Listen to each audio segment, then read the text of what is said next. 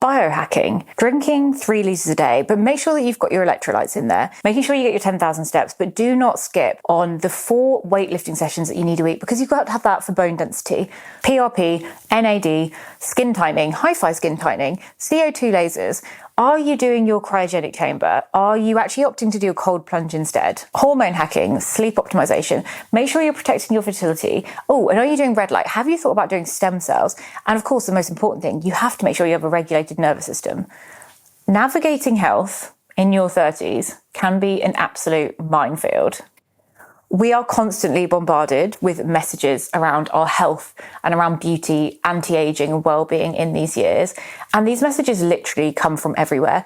Yes, some of them might come from experts. Some of them might come from podcasts where they seem to be experts, but then you find later on, actually it's more like advertising. There'll be friends and family who have an opinion. There'll also be influencers who, again, might seem like they're doing this out of their own interest, but there might be quite a heavy dose of advertising behind them as well. There's a lot of different voices, a lot of opinions, and it can be very hard to navigate. How do we actually depict the kind of fads from the fundamentals? This is why today's guest, Emilie Lavinia, who is the Wellbeing Editor of The Independent, she also has an amazing podcast called Well Enough, which I very much recommend you check out.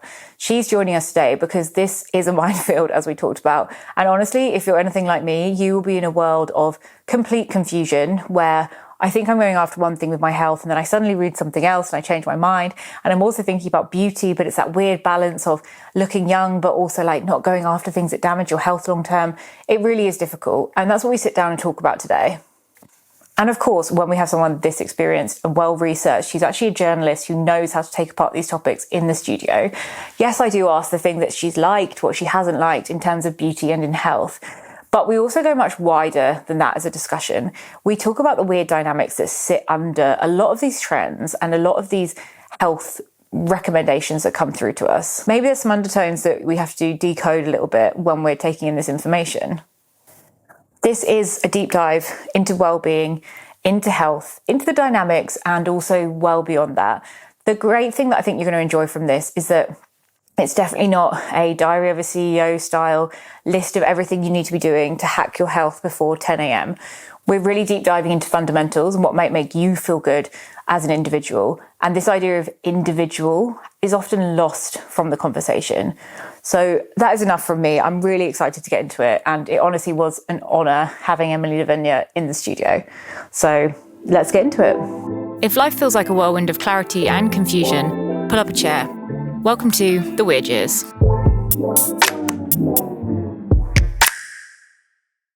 Well, Emilie, welcome to The Weird Years. Thank you so much for having me. Really thrilled to be here. I mean, even in the 10 minutes of us just talking pre this, we've gone into 1,000 different topics. Absolutely. It's always a case of having to be like, okay, we need to stop talking. We need to stop talking. Save it for the pod. Get into it.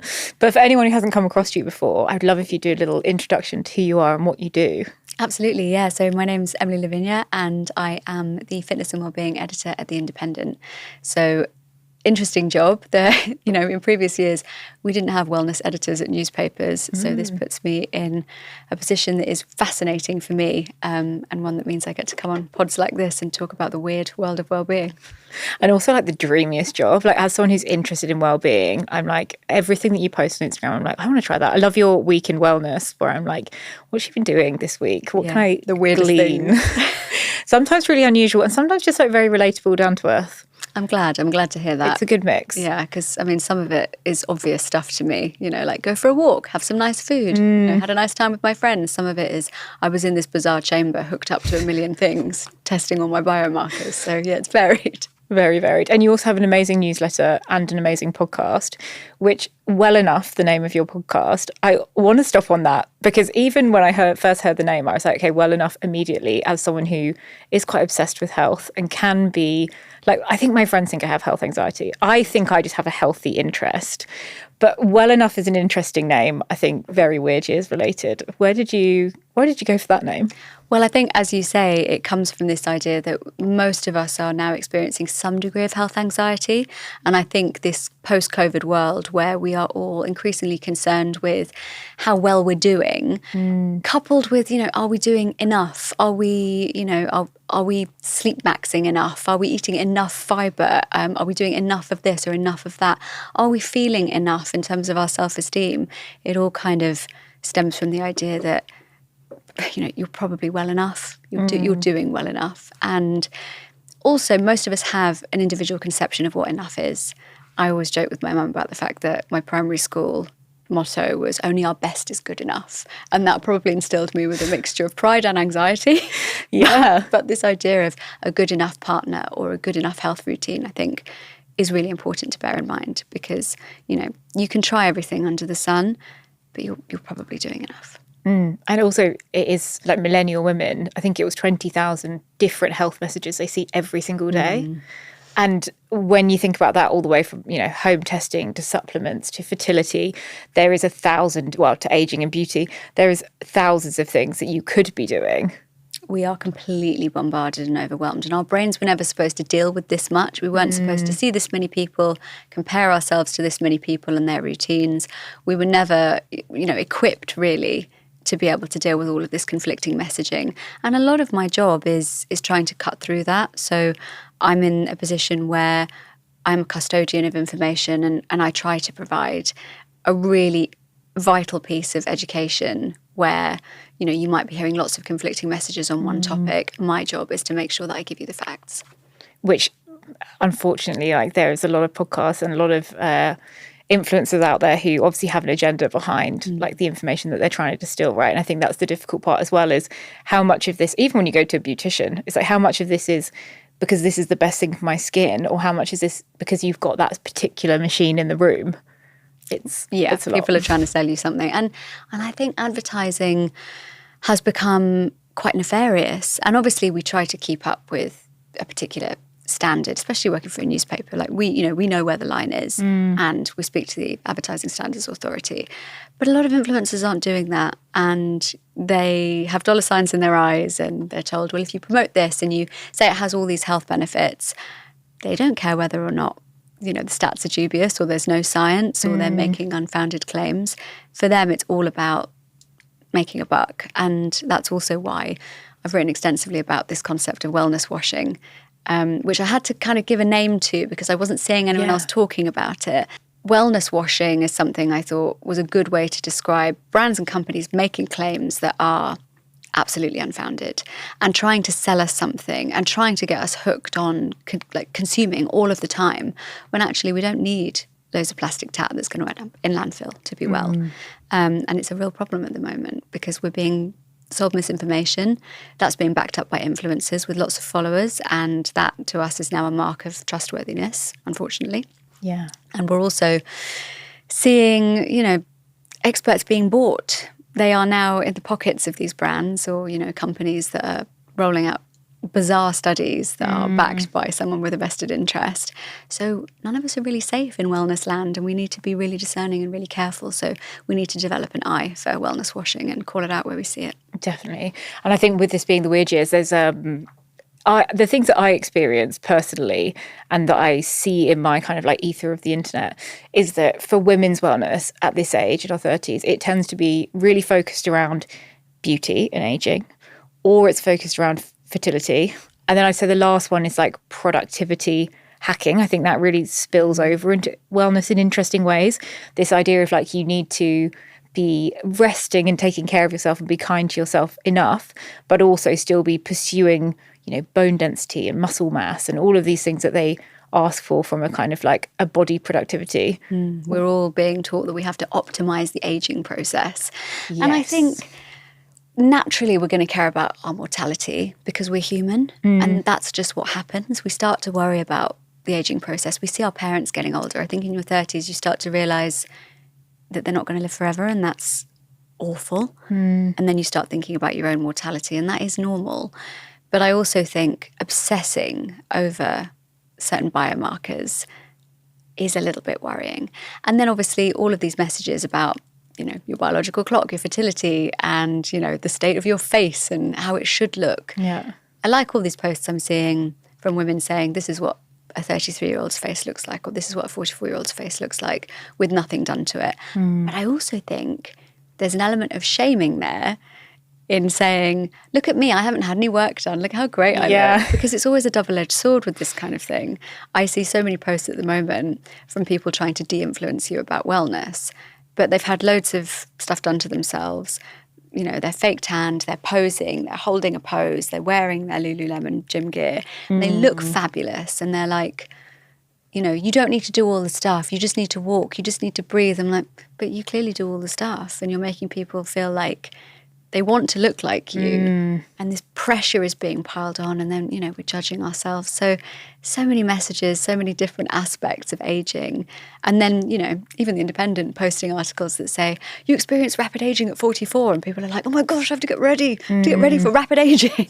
Well, people are like focusing on menopause now. Like people our age are starting to think about hacking and bio-prepping for menopause. I wrote a newsletter about it last week. Yeah, exactly. And like, I think it's brilliant to be that there's more research coming out of the relationship between menopause and aging.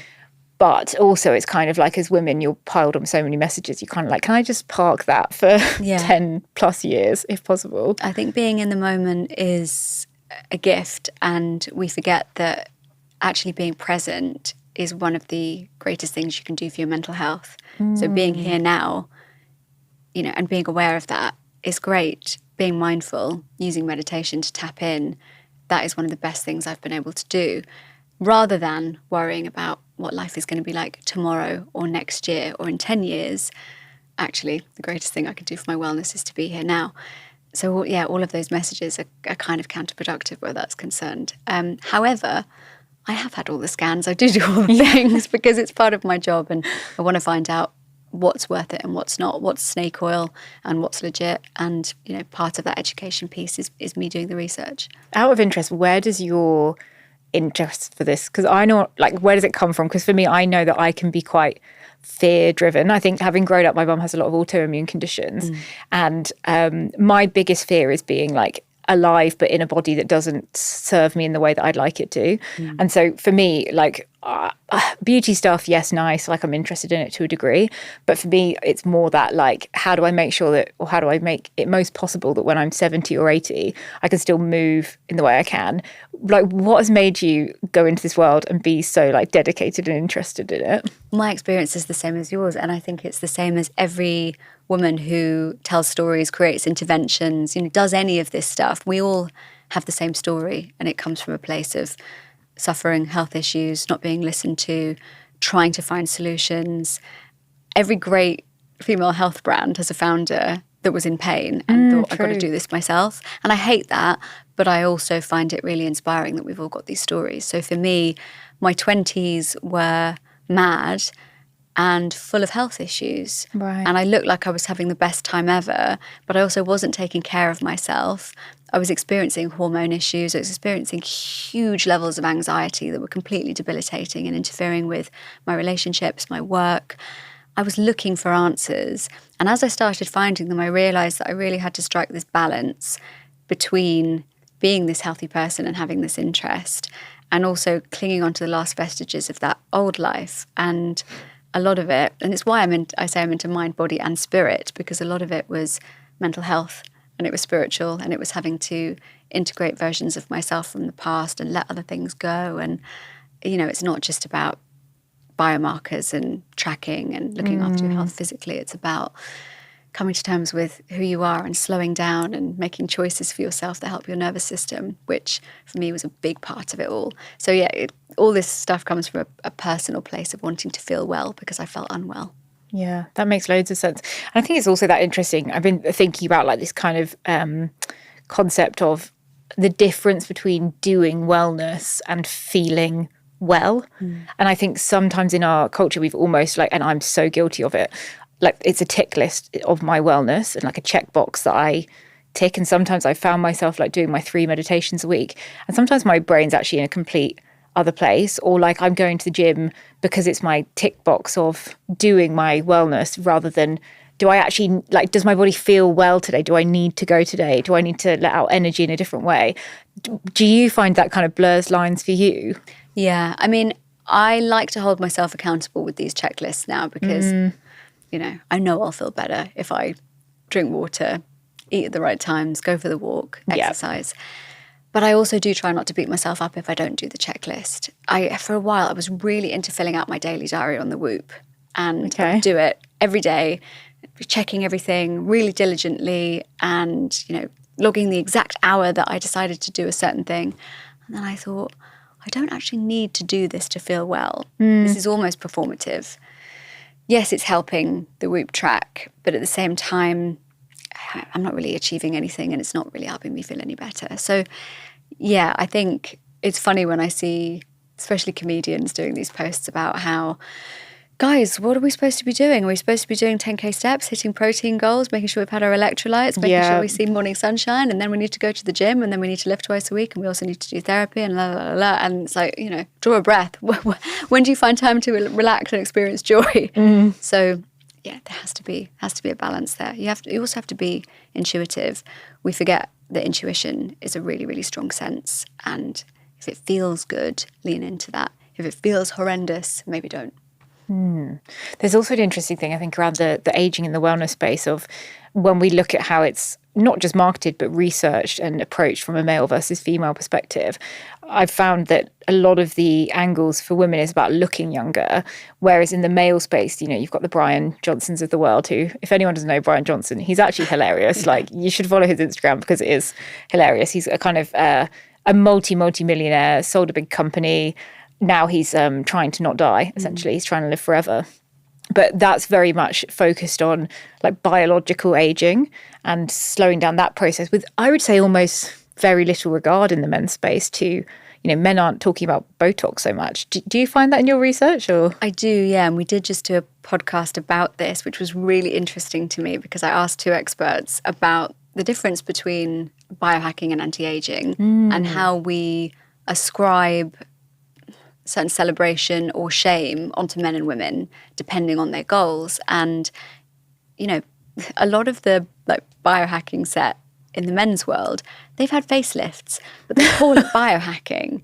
They call their facelift biohacking. Yeah, they're like, I'm reducing biological age. I'm going to be a biohacker. I'm bioengineering myself. And it's like, well, you had a facelift.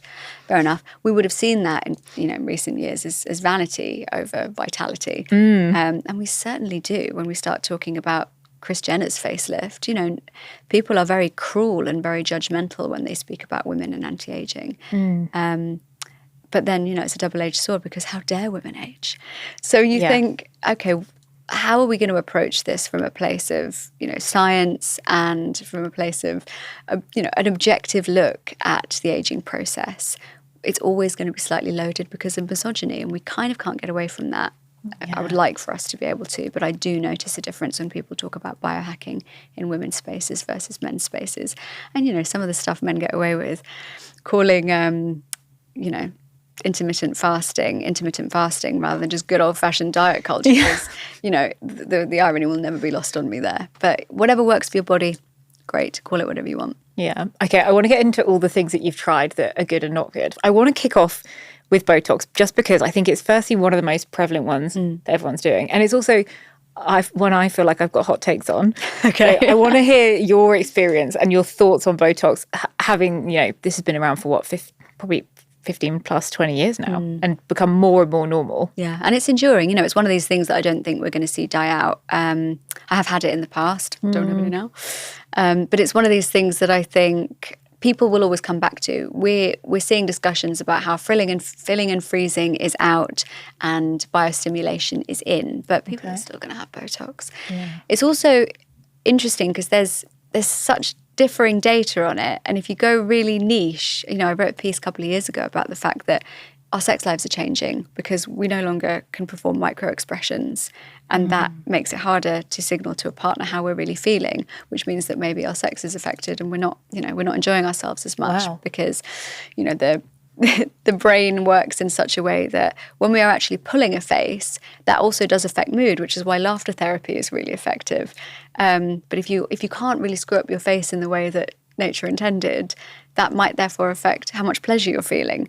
So all of this data is really, really interesting to me. I also don't think there's anything wrong with getting a bit of Botox if you want to, because we've also got studies that show, the confidence is really affected by how we are perceived. And then, our brain is telling us one thing about how we're perceived and people are responding to us positively. That's giving us confidence. So we've got this feedback loop going on.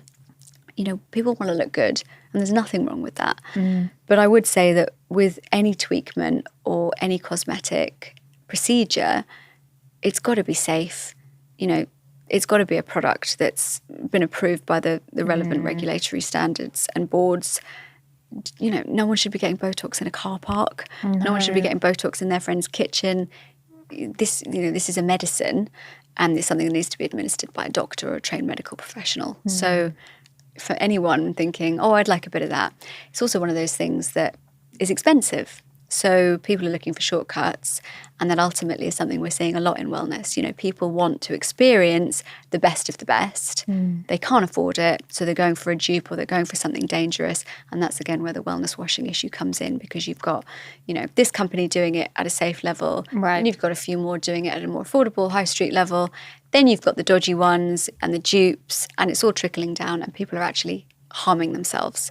And that's not wellness. I mean, we just had a wave of, is it botulism in the UK? Yeah, right. That people were actually having botulism because they were getting, like, Botox obviously comes from a natural bacteria, I want to say, and that a neurotoxin, and that people were creating these sort of cheap versions, and people, I think some people might have died from it. Yeah, I mean, it's called botulinum toxin, so the clue's in the name, Botox. Yeah. Out of interest, why did you, if you've tried it before, what put you off it? Or it wasn't so much that I was put off, because I probably would do it again, but I went through a phase in my life where I wasn't being that discerning about what I was putting on my body in terms of products. I had all these problems with my hormones, and I went, okay, I'm going to go full low tox. And I decided to try and cut out as much plastic as I could, stop drinking unfiltered water, installed filters in my shower, started wearing all natural fabrics, sleeping in natural fabrics, just went full wellness girly, like really trying everything. And there are some people that live like that who I would say are bonkers and have really funny ideas and have gone kind of full make America healthy again weirdo route, which I do not endorse. But there are also, there's plenty of studies that you can read that looks at the impact of certain ingredients in certain common beauty products or household products. And that worried me a little bit. I didn't want a dodgy gut from my toothpaste that I use every day. I didn't want to necessarily be putting really heavily scented products on my face where I've got very thin skin, things like that. I just started making little swaps. So not having injectables was also part of that. But I'm also curious, and I'm interested in the data. And I just interviewed a bunch of longevity doctors about whether we can collagen bank and we can actually get collagen back that we've lost. Oh, yeah. Tell me about that, because you read a lot of things of whether it's those vibrating, machines that put on your face that talk about stimulating collagen. Obviously, there's collagen drinks that you can get. Collagen, I think, it started as like putting it on creams, and now it's like it's exploded. It's collagen and everything. I mean, I'm going to say it here first. It won't be long until one of the Kardashians brings out like a collagen lollipop or something. Like it will. Have they done that? I'm sure they did a weight loss lolly. I'm sure they've done something like that. Yeah. I can imagine they have. Yeah. I mean, if it's a lolly or if it's a gummy, I would steer clear, because the first ingredient will be sugar, which means the primary ingredient is sugar. So if you're trying to get a nutrient into your body, I don't think sugar's the best vehicle. If that's the only way your kid will take a vitamin, and your kid's got loads of difficulties with eating a balanced diet, and that's the only way you can do it, fine, absolutely no shade. But if you're an adult, like, come on. But yeah, collagen's a really interesting one. The best way, in my view, and the experts have told me that we can consume it and get it into the body, is through eating it. So something like a bone broth is really useful, better than a sachet of powder. A sachet of powder can be effective, but it's not necessarily going to affect you in the same way as actually getting it into the skin, into the cells. So if you want to rebuild it, there are these new amazing biostimulatory treatments, but they're injecting them into your face, and they are building new collagen, and they're creating precursors that allow that structure to actually be reestablished, which is mad to me, because what you're essentially doing is you are de-aging the skin. Right. So we're living in an era now where that's available to us. But again, it's only available if you've got quite a lot of money to pay for that. So it's not something that's going to be available to everybody. And also, it does mean that potentially we're going to keep seeing like collagen cream that pretends to have the same effects, or a collagen pill that pretends to have the same effect. So yes, we have the technology, but it's it's going to be a while before it's available to everybody. And it also begs the question: if you've lived a healthy life and you've eaten well and you're drinking bone broth and you're exercising and you're getting enough sleep, what's wrong with looking your age? That's okay. Yeah. And I think that's part of my kind of like hot take on Botox is that I think a lot of us will, I don't know, you probably know more about the science on this, but I'm still not like 100% convinced. I'm not 100% convinced that injecting a toxin into your body long term, especially when you see people starting at like 22, 23, having it every 3 to 6 months. Yeah, I mean, that's wild for me. Preventative Botox, I think, is a scam. Like if you're 20, you don't need to be getting that in your forehead. I'm sorry, that's wild. It is. But also there is the idea that dynamic lines will form and then you won't be able to reverse those. So you want to stop them from happening. And you see people like taping their foreheads up and stuff. And, the morning shed, I think it's a load of nonsense. For me, wellness is very much about getting right with yourself, having a calm nervous system, eating well, exercising, doing the obvious stuff. There are no hacks, which is why I find biohacking quite a funny concept. And a lot of these biohackers, there's an N of one. Oh, it worked for me, so I'm going to tell my 1 million followers to do it. Okay. A bit dodgy.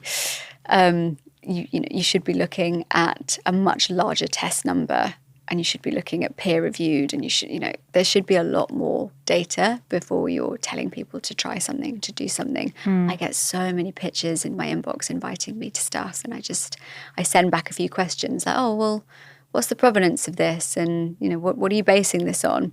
Crickets. Oh, really? They don't come back. Yeah. God, I got into that with like, it was some sort of gummy. I think it was like focusing gummies that I got targeted on Instagram. And then when they arrived, I was like, I should probably actually look at what's in these. And like went to the website. And it was very clearly that they'd put this like young woman and said that she was the founder of the company. Couldn't find her anywhere on the internet. Didn't really list where they came from. I emailed them and been like, where does this ingredient come from? They were like, oh, it's made in our factory in Japan. And I was like, okay, like, do you have any research on it? And again, just didn't hear anything. And in the end, I threw them in the bin because I was like, I am actually I think most likely it just does nothing and it's sugar, as you said. Yeah. But that's the problem as well, though, that you just highlighted really well, is that they'll say science-backed on everything now. But the study was on someone taking X amount of ashwagandha under these conditions, and it was this type. Very clearly, these were the conditions for this study. Someone will then create a formulation and say science-backed and then link that study on their website. But the study wasn't done on their product. And the study wasn't done on their dosage, and the study wasn't done on the other things in combination with that product. And they've used, like you say, with gummies, they've used sugar as a vehicle, and they've put a person, this case study on the website, and it's all very convincing. But what you actually need to do is ask yourself, okay, well, if the product itself hasn't been studied under these conditions, how is it science-backed, and what are the claims that they're making? Because like dosage is a really big thing in supplements. And unless you've been tested for a deficiency, how do you know if you should be taking it? I went ham on supplements a couple of years ago and then realised I just had really expensive wee, and there was no reason for me to be taking all the stuff I'm taking. And now I've got a really stripped back protocol, and it really works well for me, and I can feel it working for me because I'm topping up where I need to and not necessarily. This is why I'm not even going to ask you the question, because people often ask me, they see I've got like a little pill thing that I bring around with me, and it's got my nutrition and my supplements in it. And there's quite a lot. Like I'm probably taking, actually less now that I'm pregnant, but around 7 a day with a little bit more in the evening. And people always say to me like, oh, what do you take? And I'm always like, there's absolutely no point in me telling you. There's things like, because it's for me, it's not for you. Yeah, I'm like cod liver oil if your knees hurt. Like some of that's generally quite good, but everything else, it's like I've done the testing, like the stool tests and the blood tests, and really tailored it to myself. But if there's something that like wellness myth that used to like really hook you in, and you used to be like, okay, this is a great one, and now it makes you cringe or be like, I can't believe I ever went along with that, what would that be? I think for me, one of the ones that always comes up at like dinner party conversation is castor oil, because in the belly button. yeah, I don't know, like the amount of people that were into it, and I was into it, and they're talking about castor oil packs, and they're talking about putting it in the belly button. And I recently said to someone, I mean, it's a diuretic, and it's, you know, you derive like poison from it in other circumstances. It's upsetting us, you know, it's an irritant. And they said to me, oh, but it's Ayurvedic. And I thought, I really don't want to shut this down, because in my view, I love the combination of Eastern and Western medicine. And I think the reason we label things as woo is because of colonialism and misogyny and racism. And actually, the reason we don't have studies on a lot of these things is because they were discounted, and we had, you know, this enlightenment of rational thought. And then we forgot about somatics and meditation and folk medicine, and more fool us. That's actually a negative in my view. Yeah. So I want to see more studies on all this kind of thing. I want to be able to talking about sound bathing and how wonderful it is for the nervous system, and I want the studies to catch up. But something like that, to say, oh, it's Ayurvedic, I'm like, well, I'll have to stop you there, because it might be, but it's also an irritant, and that's why you're waking up with a flat tummy, because it's making you poop. Which I just think it's no better than a Kardashian holding up a weight loss tea. It's the same vibe. So whether you want ancient weight loss tea or modern weight loss tea, you know, it's all kind of detoxification and diet culture all wrapped up into one. I think it's a bit dodgy. So you wouldn't catch me recommending that now. Okay, that's an interesting one, because I have been that girl who was doing the castor oil. And if people don't know about this, the castor oil, they often talk about either in your belly button, or I used to put it across my liver, and then you wrap it in a kind of cloth, and you have a hot water bottle a couple of times a week, and it's supposed to like absorb into your skin and help detoxify your body. There's also, weirdly, actually, when you say, you know, about colonialism and racism and the things that sit under it, there's also almost like a weird purity culture in the language of detoxifying and like kind of stripping back to this sort of, you know, there's toxins in your skin and that's why you look old, and this sort of like witch narrative of the elder woman, and stripping back to this sort of pure, you know, unchemicalized version of yourself. And I feel that wellness is so now bound up with this bizarre politicized kind of eugenicsy vibe that's coming from the far right too. And we can't get away from that. The idea that we must be pure and perfect and youthful. We must be these kind of sanctified versions of ourselves that are incredibly diligent, and we get up early, and, you know, it's very kind of like old school Protestantism. And that we want to go back to, you know, a very anti-science view of what it is to be healthy too. You know, we have an issue here, I think, in how we are pursuing purity, and you're completely right in pointing it out. I think it's dangerous, and I think it's especially dangerous because we see ourselves as somehow flawed and broken, but the body's actually really clever, and the body naturally detoxes. It does a miraculous job of maintaining homeostasis. We don't necessarily need to balance ourselves. Yes, we live in toxic times, and there's more pollution now, and there's more microplastics than there have ever been. That's true. But we also do a pretty good job of maintaining ourselves. So unless you are hugely deficient in something, you're not necessarily going to have that big of an issue. You don't need to fix yourself. You're probably not broken. It's also the kind of strange shift of responsibility. It's idea on the individual. That you should be at home detoxifying your liver rather than thinking about air quality in the centre of London, or, you know, on the tube, which is, you can do all of those things. If you go into the tube every day, like, you are flooded with pollutants from being down there. Yeah. But that's not really spoken about, is this idea of you should be fixing it. And actually, if it impacts your fertility as a woman, that's on you. That's on you, yeah. And that's your letting everyone down. I mean, it's the final boss of late-stage capitalism, isn't it? That it's your fault you're not getting pregnant, so you have to buy all these things to help you. And it's not the broken systems problem for poisoning you in the first place. It's a real, I mean, I could go on about that for ages. But I do think being encouraged to buy things in order to fix yourself, is a very modern problem. Definitely. Because, you know, there's a lot that we can do without spending money.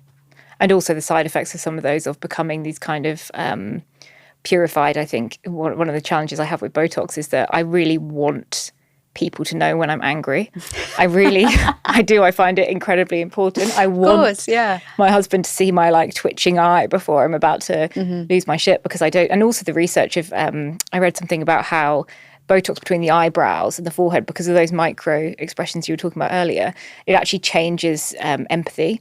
So people who have it have a slower, they can't process emotional information at the rate of someone who doesn't have it. And I was kind of like, wow, if en masse we're becoming these kind of very beautiful, very docile, who never look angry, but then actually slowly become less able to process anger or hurt and joy as well as an emotion, then we're almost like smoothing ourselves into this strange version of womanhood that doesn't feel raw or real or healthy. Absolutely. And that's that kind of emotional feedback loop that we were talking about earlier. And, you know, the kind of homogenization of clothing and culture and stuff as well. The idea that everyone wants to wear the same leggings and have the same water bottle and go to Pilates and do this and do that and live by this strict regime of, you know, personal improvement while the world is crumbling around us is quite bleak. It's quite, I think it's almost a pathologization of control. It's that when I can't control my working hours or the way that men treat women in dating or all of these other things in society, it's like, well, I can control my gym routine and how my body looks. And it's almost, I think, a trying to hold things together through wellness sometimes. Absolutely. But then, you know, then again, that routine does make us feel better. Like I used to have a terrible sleep hygiene situation and my bedtime etiquette was terrible. I would go to sleep at different times every night and sometimes I would eat late and I'd be drinking loads of alcohol before bed. And organising that and structuring that has actually meant I don't have the anxiety, you know, I don't have the tiredness. I'm much more resilient in holding it together. So that control can help us, I think, in a way, because we are taking back control of our bodies in a world that would like to control us, you know, without our consent. So yeah, I do think control is a really big one in wellness, but it can get out of hand. And I do think that it feeds really neatly into eating disorders, obsessive compulsive disorder. You know, we need to be careful about how, as you say, we pathologize these things, because that control can be really uplifting and really empowering, and it can help us, you know, create a world in which we feel capable and not tired and not anxious and not strung out, but it can also create a world in which we feel that everything must be so, and if it's not, we freak out. It's chaos. That's so true. And actually, it's a really interesting point that you just put there, because sometimes controlling those things through our bodies, especially as women that are so fluctuating with hormones, like actually imagine a lot of people, and I definitely find this at certain stages in my cycle, like doing the certain things makes a massive difference and allows me more control over a very like emotionally rollercoastery time. Yeah. I mean, I've read varying research on cycle syncing. Some people say they swear by it and some people say it's nonsense and it's highly individualized and it doesn't matter whether you eat these foods during this phase or whether you exercise in this way during this phase or not, because it's down to you and your particular hormonal patterns. But yeah, I know some people that say without cycle syncing, they wouldn't make it through the week. So yeah, it's an interesting one. It is. And one of the things you mentioned earlier, I think what's interesting in talking to you is that I was like, are you going to come on with loads of like amazing things of like, you've got to be trying this and this and this. And obviously I know that you research everything, so you're not quick to go after things. I can't be prescriptive because we are all different, you know. Yeah. But you talked about earlier sound baths as an interesting one. And I was wondering what for you personally, what like approaches or practices have really like enhanced your life or your well-being? A lot of it for me is stuff that would be considered quite woo, because I love that. It's all to do with nervous system regulation. So things like somatic exercises, things like sound baths, things that kind of... Sorry, can you tell me what somatic exercise is for people who haven't heard that term? So somatic just means like in the body. So by doing exercises like kind of stretching and yawning, that really, and you just being in your body for a moment, tapping in, that really helps with just releasing a lot of trauma that you might hold, even realising that you're holding your shoulders in a certain position, focusing on the breath, breath work is a really big one, just helping yourself get back into that parasympathetic state rather than being on high alert. Any kind of somatic exercise can affect how you're feeling, but also your brain patterns. So all of this stuff is sort of rooted in stuff like yogic tradition, but now we've got modern science that shows, oh, actually, this is what it does to the brain. This is how it helps us relax. And that's why I love yoga nidra and breath work and things like that before bed. But I might also feel I just need to shake. Kind of animals shake involuntarily because they might feel nervous or they might need to release tension. But we wouldn't do that. We forget that actually we kind of need to shake off a lot of the stress that we hold in our bodies and a lot of the tension, because otherwise it can build and build and we can get very tight and we can feel it in our muscles. And we can feel like we're going to explode because our breath is held up here. So all that somatic work I found really, really vital for just staying calm and staying really grounded. The shaking thing is so interesting because, it's weird. I don't even know how I discovered this, but I really like being shook. Like, it's a weird thing that sometimes, like, my husband, for example, bounces his leg. Yeah. And if it's on my leg, I'm like, that's annoying. But then I'll be like, if you could shake my whole body, that would make me really happy. But it's a release, isn't it? We talk about shaky leg syndrome. Yeah. And it's us trying to get some of that out. And we're taught as children, stop throwing yourself around, be still, sit still. And actually that's teaching us to be tense and to not release. So a little bit of kind of stretching and yawning and moving and, that is really good for us. Movement's really good for us. Have you ever done one of those shaking boards? Oh, the vibration plates. So, I mean, there is something to back up the fact that, moving your body in that way can be quite good for you because you're stimulating fascia and you're maybe kind of helping the nervous system. But I would say, again, investing in something like that is not totally necessary. It's quite good for like lymphatic, but you could also just rub yourself or shake. You don't need to drop loads of money. Okay, I love that. I actually like that a lot of what you're saying is it feels like it's very rooted in fundamentals, because ultimately when we talk about, all the things you could do for aging and health, and a lot of it comes back to stress within the body. Yeah. Even things like Botox, it's getting rid of that frown line, but because you're holding tension in your face, and that actually, what's the root cause of that tension? Target the cause. Yeah, it might be you need to have a firm word with your partner or your boss, and actually like build more boundaries in your life. So it feels like a very kind of holistic way of thinking about health. And I love that word, and I love root cause medicine. And I worry that the term holistic has been so overused now. Everything's holistic, but having a holistic approach is really important. You are not just a mind in a body. You are an ever-moving sequence of hormones and muscles and thoughts and reactions, and your nervous system is kind of the glue holding it all together and dictating how we react. So I think to be a wellness editor is to rely on science, but it's also to know why it's so important to look at every single aspect of the mind, body, soul connection. You need to look after your whole self, because if you're not doing that and you're just hyper-focusing on gym or, hyper-focusing on diet or mental health, it's not enough. It's got to be the whole package. Yeah, that's so interesting, because I was reading something again about the relationship between the money that people spend on wellness and their health satisfaction, and that actually millennial women spend some of the most but are the least satisfied and often had like high levels of anxiety and things, and that millennial men are some of the happiest. And I do always wonder to myself of, is it because as a default women tend to be maybe a little bit more aware of their mental health before it reaches a crisis point? So we're kind of factoring that into our well-being. And also that from the view of, male health trends versus female health trends, I think we've seen a massive shift recently towards connection and like the importance of the village and the family, and like that has really come into health linguistics, which is an amazing place to be. Yeah, absolutely. I mean, we're kind of seeing the commodification of culture now in the way that, every brand's got a run club.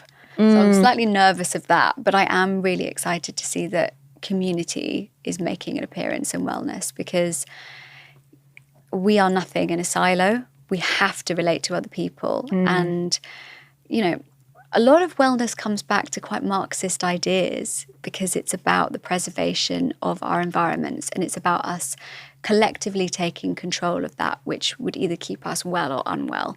And I really love a lot of books that talk on the importance of Indigenous wisdom and how that leads us to the ideals that we now uphold in wellness. And a lot of them are so community focused. You read something like Braiding Sweetgrass and it gives you a really clear view of why wellness is important, but contextually why it's important. And I do think that, our ecologies and looking after the world around us, you can't be well in fast fashion, in a silo, by yourself, just buying shit and not relating to anybody, holding all your stress, being hypervigilant, but, you've got new leggings on and new trainers and you went to Pilates. Like, that's not wellness.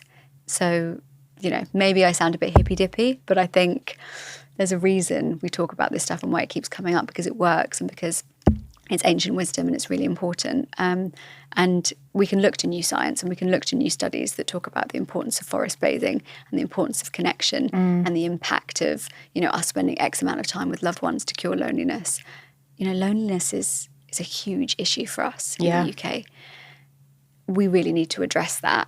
And I don't know that this kind of corporate view of wellness is going to help with that. We've got to get back to basics on it. And a lot of that is about community. Definitely. And, when you talk about, loneliness, cognitive decline, and even all the way through to heart health, like all of those things are really in a very linear relationship tied to loneliness and social connection. It's also why it's one of the factors why women tend to live longer, is because they tend to have better social bonds.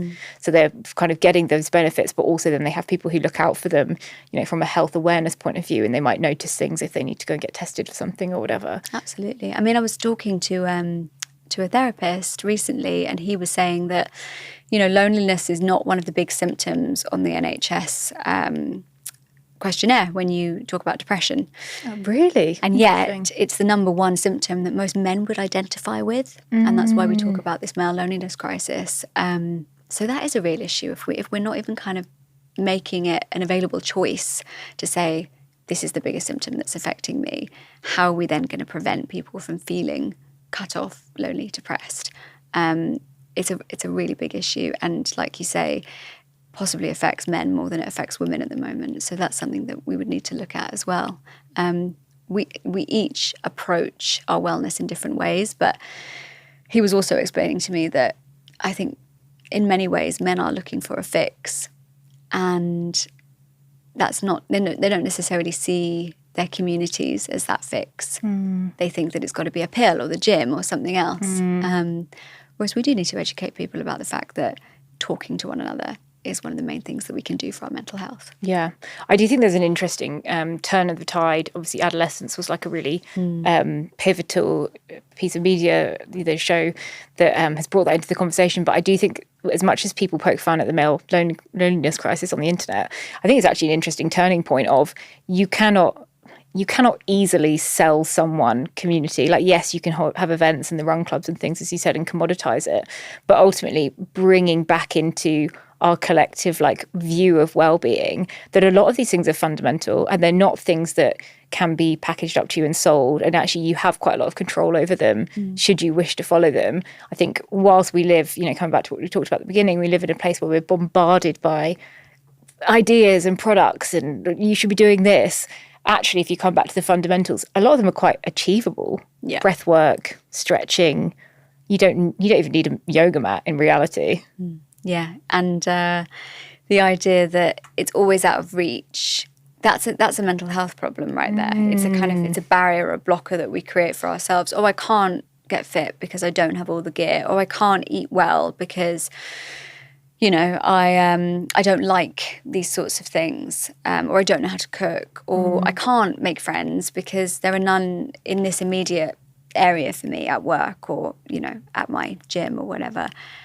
But, we are able, we do have the power to remove those blocks for ourselves. A lot of that is in our heads. And some of it's financial too. I'm under absolutely no illusion that there are issues with, diet in this country because food education sucks and we don't make healthy food accessible enough or affordable enough. And it's mad to me that organic vegetables should be the cheapest thing, and yet they're some of the most expensive things that you can buy in the supermarket. That's wild. But, the basics will always be the basics. So it is about movement, it is about eating well, it's about getting enough sleep, it's about doing free things like meditation, mindfulness, breath work, and it's about community and surrounding yourself with good people. And those things are hopefully still not impossible for the majority of the population. Yeah, it's so true. This will be one of the last questions. Like, with that in mind, how do you personally decide when to try something new versus when to be like, I'm not interested in that?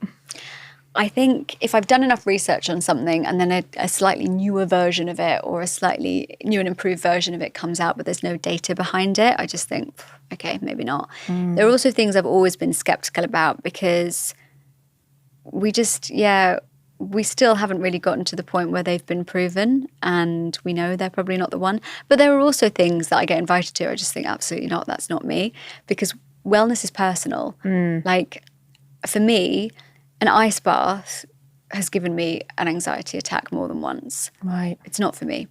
I love an ice bath. Yeah, but I like cryotherapy. So it's something about being submerged in water. Even if I'm doing all the breath work, afterwards I'll go into such a state of stress and shock, it won't be right for me. And I don't need that to feel regulated.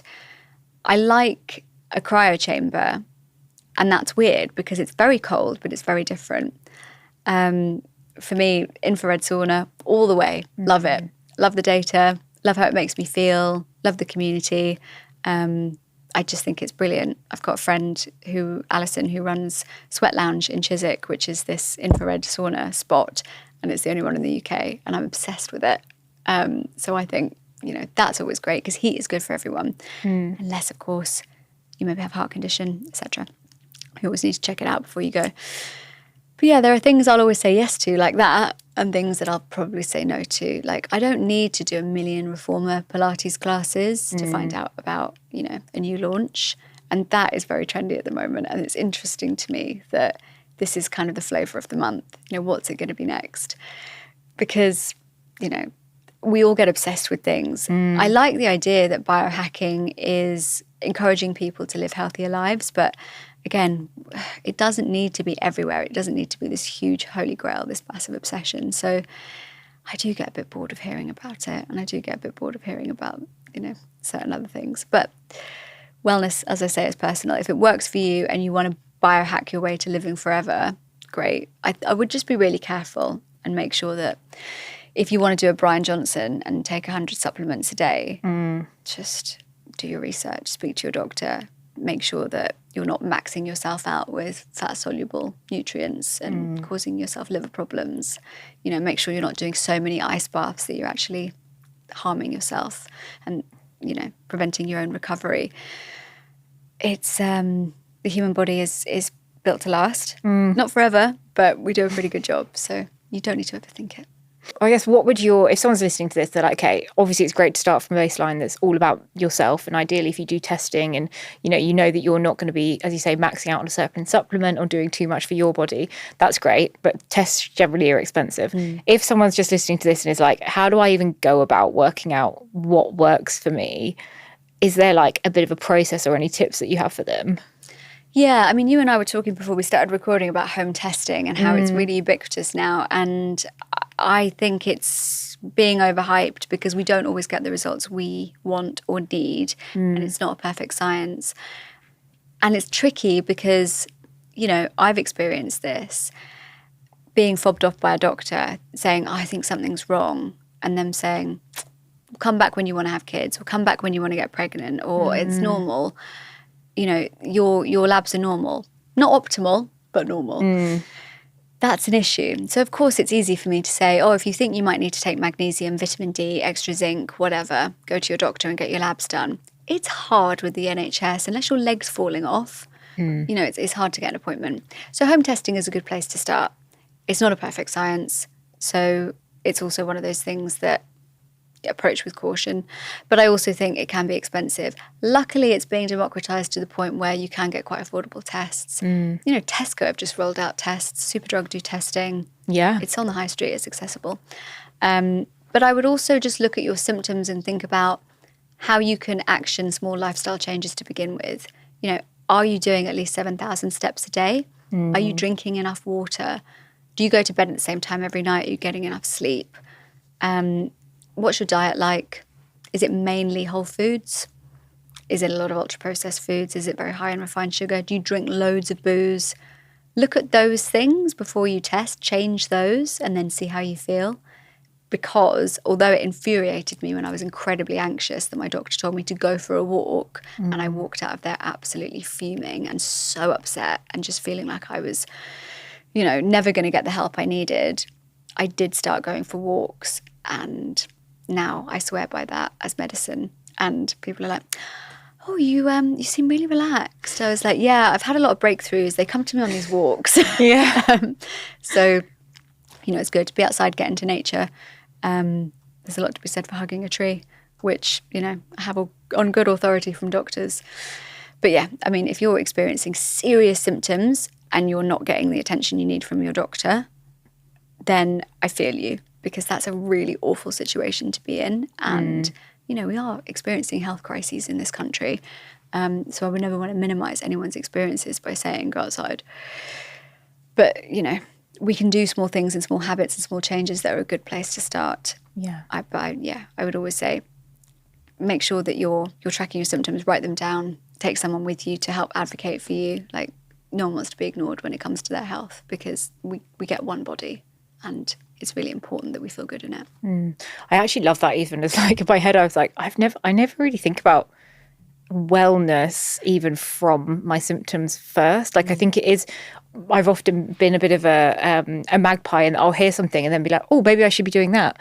But actually that's an amazing place to end, I think, think about like, what are the challenges? If you don't have challenges with achy knees, you probably don't need to be thinking about all the supplements for achy knees. If you don't feel like, you're struggling with muscle mass, don't worry about that part. Just think about the things that actually you are feeling, and focus, as you said, on being like well enough, rather than being this perfectly attuned, robotic person that unfortunately doesn't really exist. No, I mean, those people, I've been in enough rooms with enough influencers to know that as soon as the camera goes off, they're not doing that thing.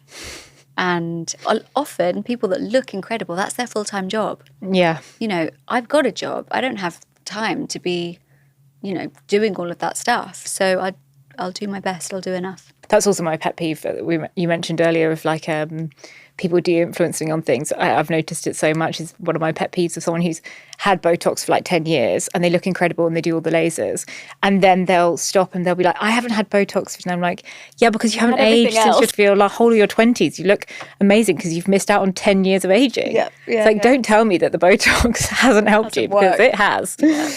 Yeah, it's so funny. I think we need to all get a little bit more honest. And, social media is great. It inspires us, but it's also do not lose your head in the black mirror of your phone. Nothing there is real.